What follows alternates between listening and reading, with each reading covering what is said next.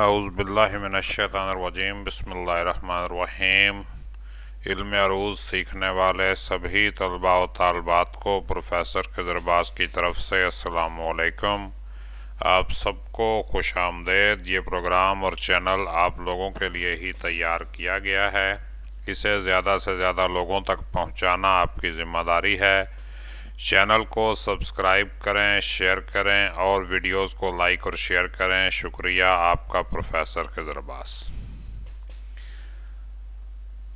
लो जनाब, इब्तदाई इल्म अरूज़ के सिलसिले में आज सबक नंबर 15 और स्क्रीन पे 14 नज़र आ रहा है। बाकी सारी स्लाइड एडिट हो गई, 14 का 15 नहीं हो सका, तो इस 14 को 15 ही समझ लें। आज हम सबक नंबर 15 कर रहे हैं और बड़ा ही अहम सबक है जिसका उन्वान है शायर बनने की शराइत। ज़ाहिर है जब हम कोई काम करते हैं तो उसका कोई उसूल होता है, कोई उसका कायदा कुलिया होता है, कोई फार्मूला होता है। तो शायर अगर आप बनना चाहते हैं तो उसकी कौन सी शराइत हैं, ये अभी आ रही हैं आपके सामने। सबसे पहले हम अपनी साबिक़ा वाक़फ़ियत को दोहरा लें। गुज़श्ता असबाक़ में हमने ये पढ़ा है कि एक शायर के लिए इल्म अरूज़ की क्या अहमियत होती है, और ये बात भी हम पढ़ चुके हैं कि इंसान को हर काम सीखना पड़ता है, और अगर कोई इंसान किसी काम के बुनियादी उसूल व ज़वाबित जाने बगैर काम करे तो नाकाम होने के साथ साथ बेइज्जत भी होता है। हाँ, सिर्फ नाकामी नहीं होती, बेइज्जती भी होती है। आप शायर बनना चाहते हैं, मगर क्यों? शायर बनना कोई ज़रूरी तो नहीं है। ये तो एक इजाफी सहूलियत है ना, सहूलत है ना। ये कोई ज़रूरी तो नहीं कि आप शायर बन जाएं। अब बनना चाहते हैं तो क्यों? मैं आपसे सवाल पूछता हूँ भाई। सबसे पहले तो खुद से ये सवाल करें कि मैं क्यों शायर बनना चाहता हूँ। अब देखें क्या जवाब आता है। देखते हैं। जो इस सवाल का जवाब आए उसे एक डायरी में नोट कर लें। आमतौर पर इस तरह के जवाबात मिलते हैं। किसी को इम्प्रेस करने के लिए, शायर कहलवाने के लिए, दुखी दिल को बहलाने के लिए, वक्त गुजारने के लिए, अपना नज़रिया बयान करने के लिए, या सिर्फ शौकिया तौर पर। ये आप खुद हिसाब लगा लें कि आप किस कैटेगरी में आते हैं। किसी को इम्प्रेस करना चाहते हैं शेर कह के, या अपने नाम के साथ एक तखल्लुस लगा के खुद को शायर कहलवाना चाहते हैं, या दुखी दिल है आपका, उसे बहलाने के लिए शायरी कर रहे हैं, या आपका वक्त नहीं गुजर रहा, उसको गुजारने के लिए शायरी कर रहे हैं, या अपना नज़रिया बयान करना चाहते हैं, या शौकिया तौर पर ही शायरी की तरफ आए हैं आप। शायर बनने से पहले देखें, क्या देखें? लो जी, अगर कोई ये सोच ले कि मैंने डॉक्टर बनना है तो सबसे पहले एफएससी में बहुत अच्छे नंबर लेके मेरिट बनाना पड़ता है। फिर एंट्री टेस्ट में कामयाब होकर किसी मेडिकल कॉलेज में दाखिला लेने के लिए भरपूर कोशिश करनी पड़ती है। इसके बाद मेडिकल कॉलेज में 5 साल की इंतहाई मुश्किल पढ़ाई करने के बाद कामयाब होने के बावजूद 1 साल हाउस जॉब करके पंजाब पब्लिक सर्विस कमीशन के ज़रिए नौकरी लेनी पड़ती है। इसके बाद कई साल प्रैक्टिस चलते चलते लग जाते हैं और इस तरह वो बड़ा डॉक्टर बनता है। और यही हाल हर शोबे का है। हर शोबे में ऐसा ही होता है। तो हमने बनना है शायर, तो क्या देखना है हमने कि जिस तरह कोई शख्स थर्मामीटर पकड़कर डॉक्टर नहीं बनता, काला कोट पहनकर वकील नहीं बनता, सिर्फ दाढ़ी बढ़ा के मौलवी नहीं बन जाता, इसी तरह मैले कपड़े पहनकर, बाल बढ़ाकर, हाथ में डायरी पेंसिल पकड़कर, बुरी हालत बना के आप जॉन एलिया नहीं बन सकते। जॉन एलिया एक ही था। वो जॉन एलिया ने खुद कहा था ना कि जबर है कोई इत्तेफाक नहीं, जॉन होना कोई मजाक नहीं। तो शायर बनने के लिए ज़रूरी शराइत हैं, वो मंदरजा ज़ाहिर है। लो जी, ये मैं शराइत बता रहा हूँ और इसको लिख लें, आप किसी डायरी में नोट कर लें कि आप इन शराइत को पूरा कर सकते हैं तो मोस्ट वेलकम, आ जाएं, वरना वक्त ज़ाया करना है जितना कर लें। सबसे पहले तो चाहिए एक हसास दिल, फिर चाहिए मौजूनियत तबाह, फिर चाहिए मुशाहिदा-ए कायनात, फिर चाहिए ज़ख़ीरा-ए अल्फाज, और फिर क्या चाहिए हमें जनाब, बहुत सारा वक्त चाहिए, और फिर मुश्किल हालात भी चाहिए, मुनासिब माहौल भी चाहिए, और रहनुमाई भी चाहिए। जाहिर है रहनुमाई तो चाहिए,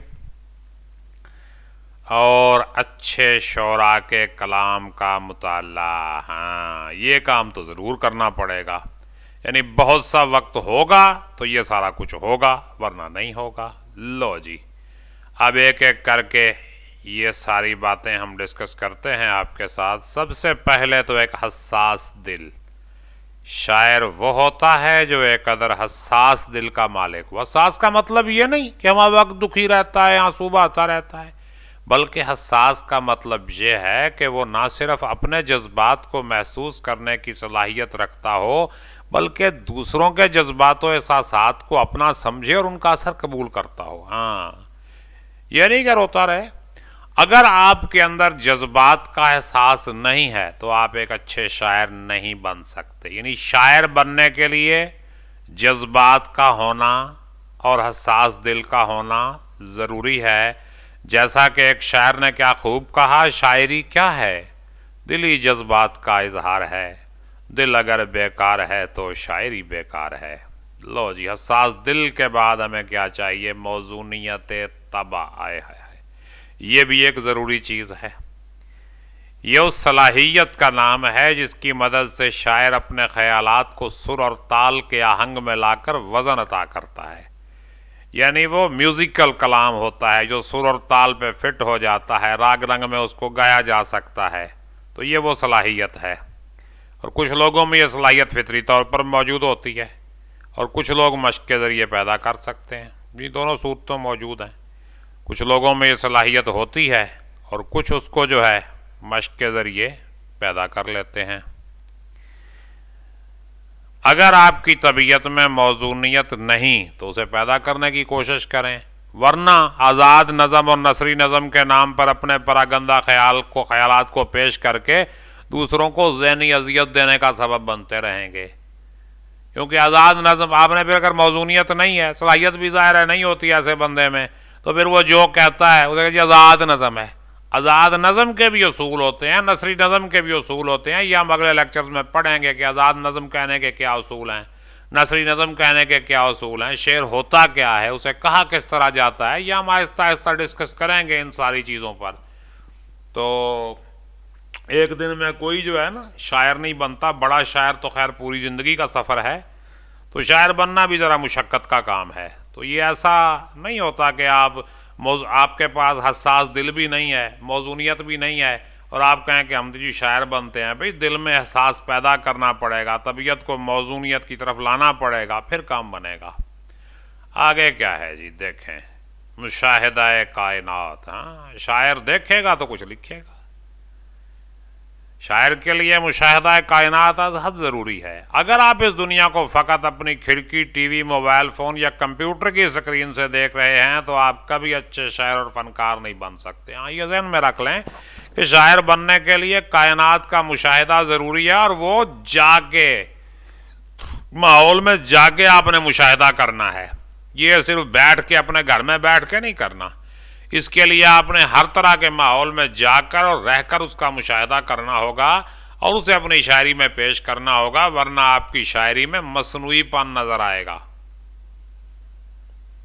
हाँ, देखे ना, जैसे सादत हसन मंटो ने क्या किया था, कोठों पे बैठ के अपना अदब लिखा था, और फिर वो रियल लाइफ जो है वो नजर आती है। फिर वो जो तवाइफों के उसने मामलात बयान किए हैं अपने अफसानों में, तो फिर वो रियल लाइफ का तजर्बा नज़र आता है उसके अंदर कि हाँ वाकई मैंने ये चीज़ जो है ना ऑब्ज़र्व की है।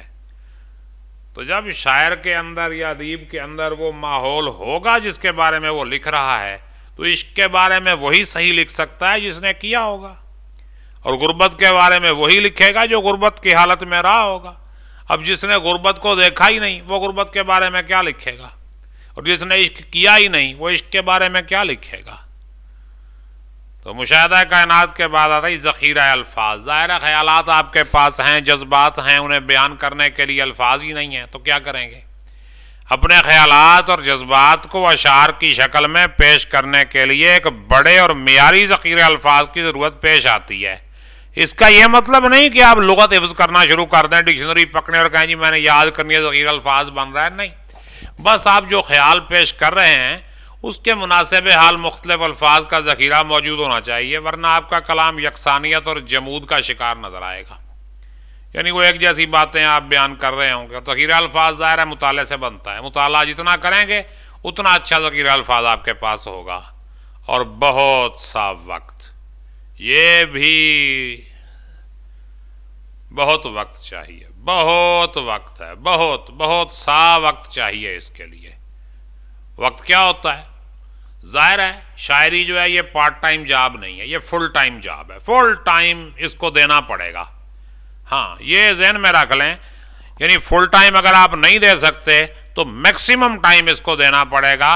ये पार्ट टाइम जॉब नहीं कि आप कहें कि हम घंटा डेढ़ घंटा बैठ के शायरी कर लेंगे और हो जाएगी, नहीं, इसके लिए वक्त देना पड़ेगा। हाँ, दो चार शेर कहने की हद तक तो आप कर सकते हैं, लेकिन एक परफेक्ट शायर बनने के लिए, बड़ा शायर बनने के लिए आपको वक्त देना पड़ेगा, और थोड़ा नहीं, बहुत सा वक्त देना पड़ेगा। और इसके बाद हम आते हैं मुश्किल हालात की तरफ। हाँ, अंग्रेजी में एक मुहावरा है। क्या मुहावरा है? Easy roads don't make perfect drivers. Easy road, जो आसान सड़कें हैं, उन पर परफेक्ट ड्राइवर नहीं बनते। हाँ, जो खड्डों वाली सड़कें होती हैं, जहाँ रश होते हैं, जहाँ मोड़ होते हैं, वहाँ पे परफेक्ट ड्राइवर बनते हैं। तो मुंह में चांदी का चम्मच लेकर पैदा होने वाले और ऐशो इशरत में गुजर औकात करने वाले शख्स की शायरी में वो जज्बातियत तो तड़प नहीं होगी जो ज़िंदगी का मुकाबला करने वाले शायर के यहाँ पाई जा सकती है। इसलिए अक्सर बड़े शौरा जैसा कि मीर तकी मीर, गालिब, जॉन एलिया ले लें, और बहुत से शायर हैं कि माली और घरेलू हालात ख़राब ही रहे हैं। क्यों? कि फिर मुश्किल हालात से गुजर के ही जो है ना वो फिर कलाम तख्लीक होता है, ऐसे नहीं होता फिर। हाँ, तो मुश्किल हालात भी ज़रूरी हैं शायरी के लिए, और फिर मुनासिब माहौल भी ज़रूरी है। हाँ, मुनासिब माहौल भी ज़रूरी है शायरी के लिए। इंसान का बच्चा जब पैदा होता है तो कोरे कागज़ की मानंद होता है। वो कल मैंने, बल्कि आज ही मैंने फेसबुक पे एक स्टेटस लगाया है कि फितरी शायर कुछ नहीं होता, ये ड्रामेबाजी होती है। बच्चा जब पैदा होता है तो वो कोरा कागज़ होता है, तो उस पर बड़ी लेदे हुई है, बड़े असातिज़ा बहस कर रहे हैं। लेकिन मैं अपनी इस बात पे अब भी कायम हूँ कि फितरी सलाहियत होती है, मगर इतनी नहीं होती कि बंदा जो है बगैर तरबियत के और बगैर माहौल के वो उस लेवल पे पहुँच जाए, कुछ भी नहीं। अब देखें, अल्लामा इकबाल बहुत बड़े शायर हैं, बहुत बड़े शायर हैं, शायर मशरिक़ हैं। उर्दू का एक बहुत बड़ा नाम है, फ़ारसी का एक बहुत बड़ा नाम है अल्लामा इकबाल। लेकिन अगर अल्लामा इकबाल मौलवी मीर हसन के पास अरबी फ़ारसी ना पढ़ते, डॉक्टर आर्नल्ड के पास फ़लसफ़ा ना पढ़ते, जर्मनी में जाके PhD ना करते, तो क्या वो डॉक्टर इकबाल बनते?